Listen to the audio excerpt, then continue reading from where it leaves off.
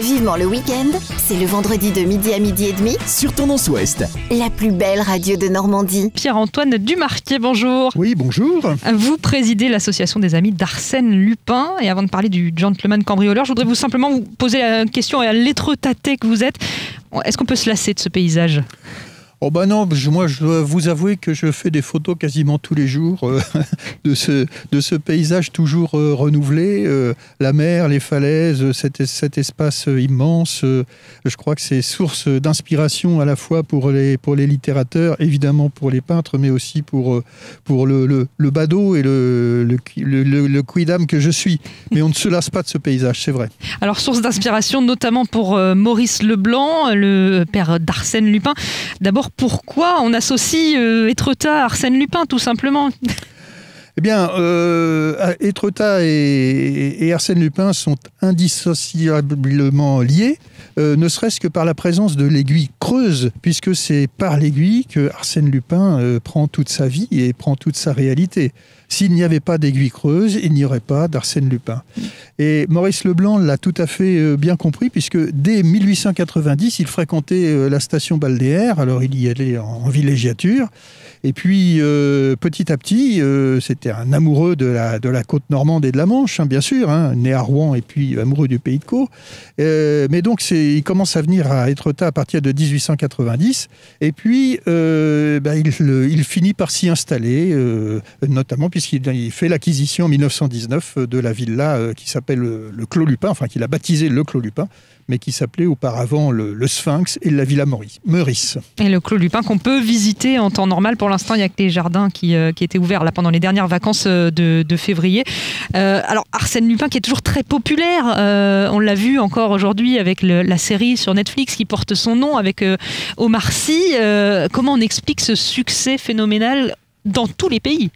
Je crois que Arsène Lupin, d'abord, est international et immortel, puisque nous avons eu la chance d'accueillir, il y a maintenant 1 an et demi, des spécialistes du manga japonais qui ont versé leurs petites larmes en découvrant le paysage qui dessinait pourtant depuis des lustres en manga. Donc on voit bien que c'est un personnage international, mais également c'est un personnage qui fascine toujours le lecteur français. Et puis, évidemment, avec les séries télévisées, on se souviendra de Georges Descrières dans les années 70, François Dunoyer ensuite, Jean-Claude Brialy, etc.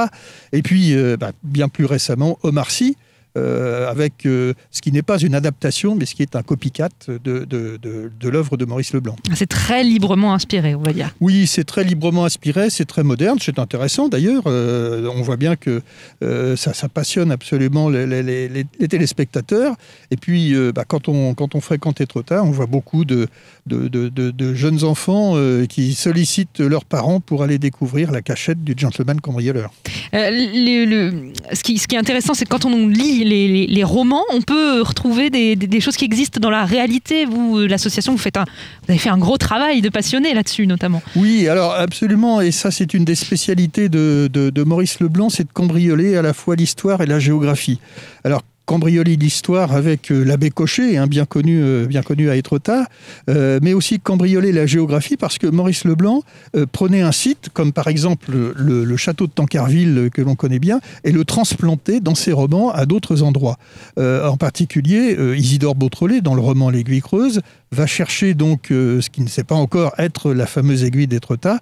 Il va chercher un certain château de l'Aiguille dans la Creuse. Et ce château de l'Aiguille dans la Creuse, Maurice Leblanc connaissait bien cette région puisqu'il avait fréquenté Crozant avec son ami Maurice Rollinat. Eh bien, il y a un château de Puy-Guyon, mais le château de Puy-Guyon, en fait, c'est le château de Tancarville qui a été, redessiné par Maurice Leblanc pour en faire le fameux château de l'Aiguille dans le roman L'Aiguille creuse. Donc, voilà, ce cambriolage, c'est aussi une des sources de l'inspiration de Maurice Leblanc. On peut, quand on vient à Étretat, aller sur les traces là, de cette aventure. J'imagine que pour les enfants, notamment, ça peut être assez chouette. Ah bah oui, d'autant que l'association a installé, avec la complicité de la municipalité, une géocache que l'on peut découvrir et qui est exactement à l'endroit décrit par Maurice Leblanc pour découvrir en fait l'entrée de l'escalier donnant accès à l'Aiguille creuse. Donc il suffit de suivre l'énigme qui est décrite par par le père d'Arsène Lupin dans le roman. On a un message secret et en décodant ce message secret et en allant sur un site internet, un site de géocaching, eh bien, on peut retrouver les éléments qui permettent d'accéder à cette fameuse géocache dans laquelle il y a un secret que je laisserai les visiteurs découvrir. Ouais, donc ça fait des idées pour s'occuper en ces week-ends un peu particuliers. Merci beaucoup Pierre-Antoine Dumarquet d'avoir été avec nous.